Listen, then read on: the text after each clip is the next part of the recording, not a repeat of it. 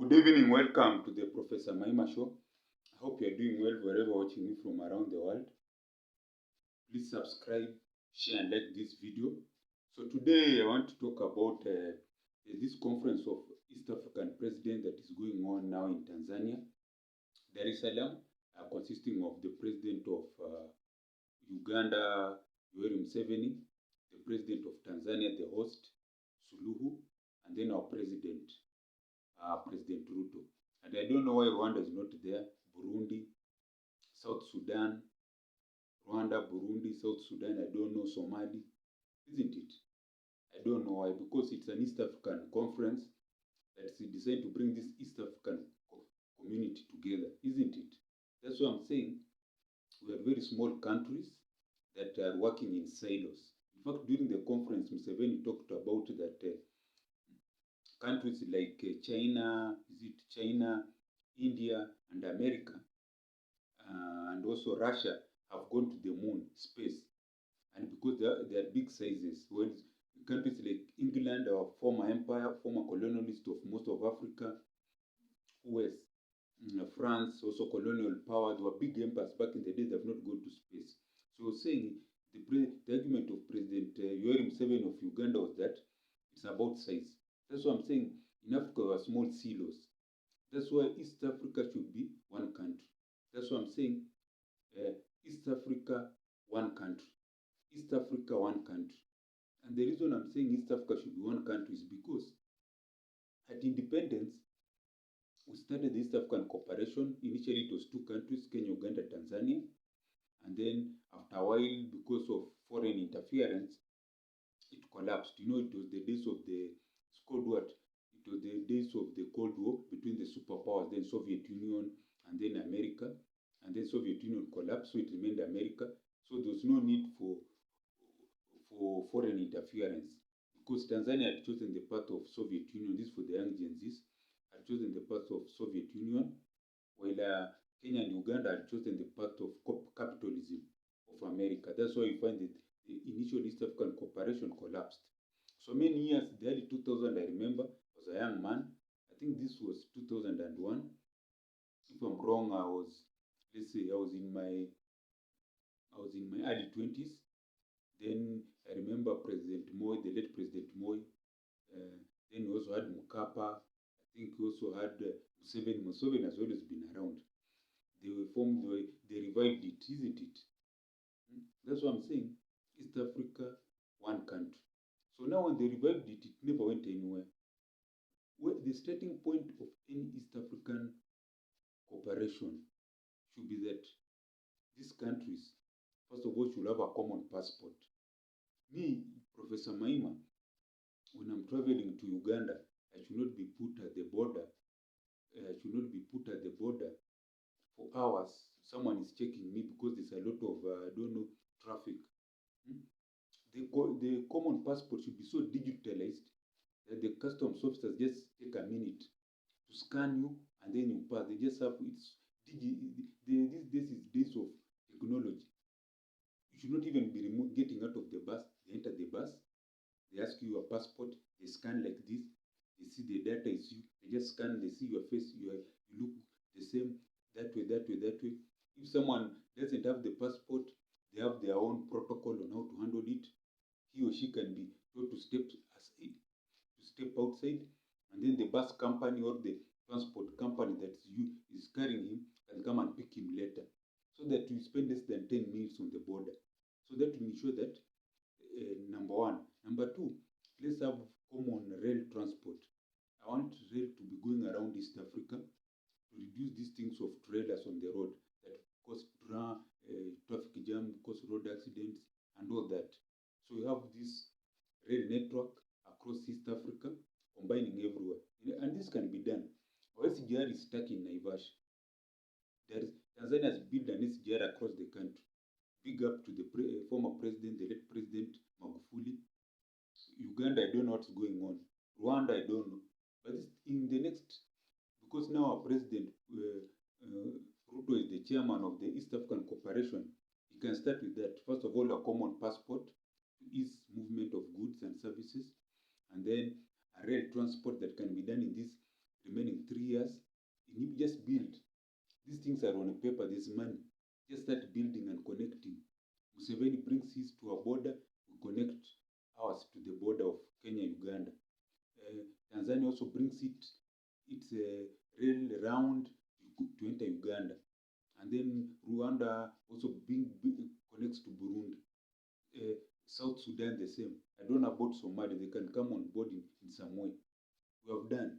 We have dealt with passport, immigrations, and then what else? We dealt with the rail network. Then we move on to the superhighway, which will take time, maybe a minimum of 5 years, just building superhighways around the 3 countries.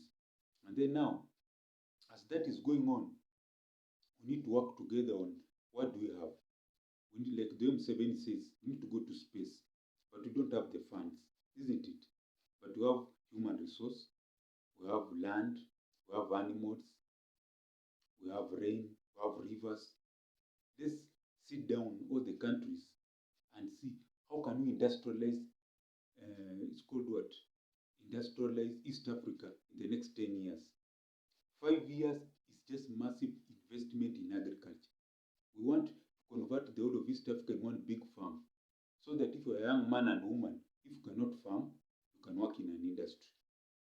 If you cannot work in an industry, value addition, you can work on supply chain. If you cannot work on supply chain, you can work on marketing. If you cannot work on marketing, you can work in other areas of technology to help this agriculture, the added industries, hospitality, you name it. We also need skills training. Our education system of the East African countries should be one. Let's ensure the education system, the whole of East Africa becomes one, in the sense that in terms of years, even the curriculum, we learn English, we learn Kiswahili, something like that. Kiswahili now is a lingua franca of East Africa, and even can be the language of Africa, isn't it? And then also security. Come we have a same police force, East African police force, army, navy.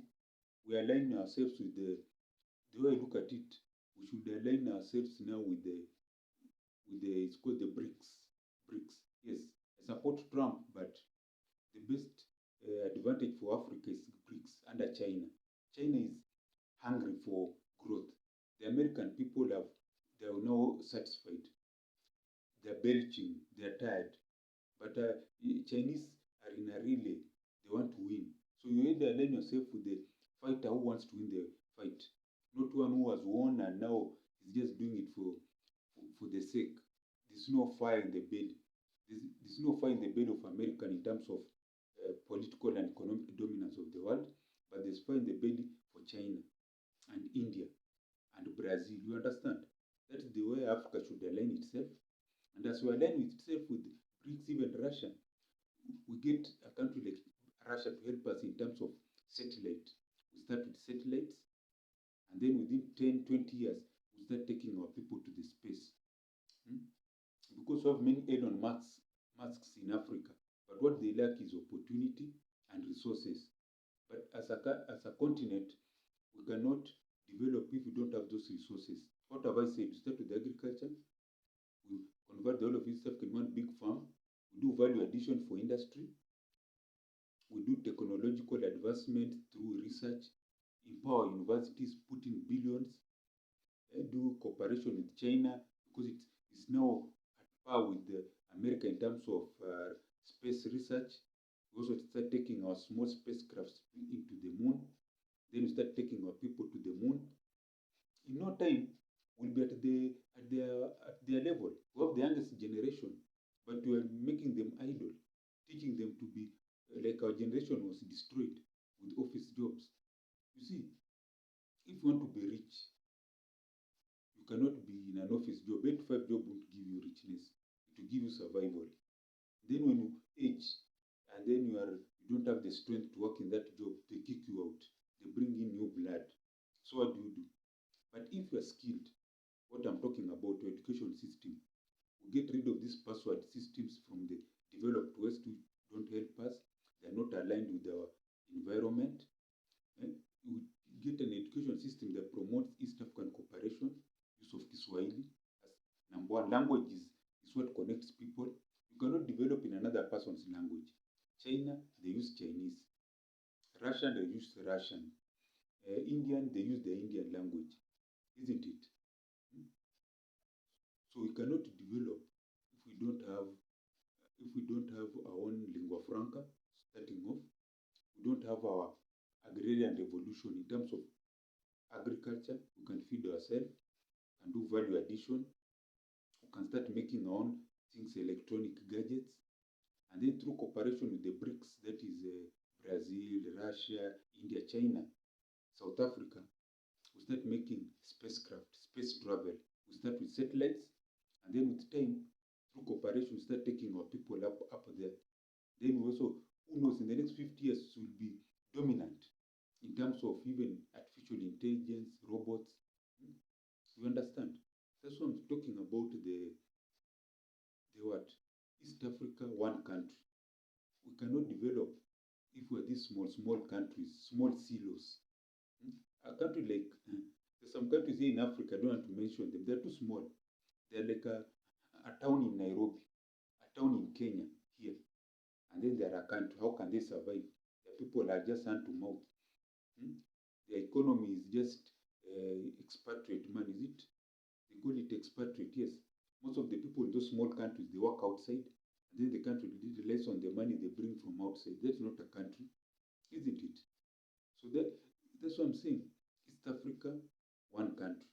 We need to be one country, so that now Pan-Africanism, the vision of Kwame Nkrumah, the vision of Lumumba, the vision of Nyerere, the vision of Jomo Kenyatta, becomes a reality. There's so many Pan-Africanism across Africa. I cannot name them all, but you have known them. Sankara, Pan-Africanism. So we need to start here. East Africa becomes one country, South Africa one country, West Africa one country, North Africa one country. Then you combine together. Like that thing I used to watch when I was young, the Transformers. They would come together into one big robot. They were separate robots, but they would come together into one big strong robot and fight, isn't it? Transformers. That's what I'm talking about. We need to think outside the box. The way Museveni says, we cannot be on the ground here and other people are up there. We are like ants. They'll spray on us things. Using that analogy. That's what I'm talking about. East Africa, one country. East Africa, is high time they became one country, to grow economically, to grow technologically, socially, and also to explore space. So East Africa has to be one country. We have no excuse. It has to be one big, strong country. That's what we are talking about. So I'm very happy with the conference that is going on. People are doing very well. They're, what can I say? They're putting in a lot of input in the conference. This conference will help Africa, also East Africa, to be one country, to be strong economically, socially, technologically, they have said, and to bring development and prosperity to everyone in East Africa, to be rich and create wealth for the future generations. And also for the whole of Africa, one day to be one country and compete with other powers of the world and be the superpower it has always been all these centuries. So this is the Professor Maima Show. Hope you have enjoyed this video. I want to pray for you who is watching me, that you have a long life, become rich and prosperous, not only you, your children, grandchildren, and all your generations. All your dreams become reality, that job reality, that pay increment reality, that new promotion in the job reality, getting your first land reality, building a big flat complex, business complex, traveling outside this country to see the world, getting a good man and woman to get and start a family, having many children reality, just becoming rich and wealthy reality. Pray for myself to get big money for at University that can manufacture products that can be used in Africa worldwide, and also to provide jobs for these young Gen Zs, train future entrepreneurs, and to earn me, Professor Maima, big money, and the Kenyan government big money. Those are my prayers. Amen. And if you have liked what I've said on this channel, and send something on the mobile M-Pesa down there, +254 769 729 327. I repeat again, mobile M-Pesa, +254 769 729 327. And as I always say, Gwaheri ya kuonana, Gwaheri.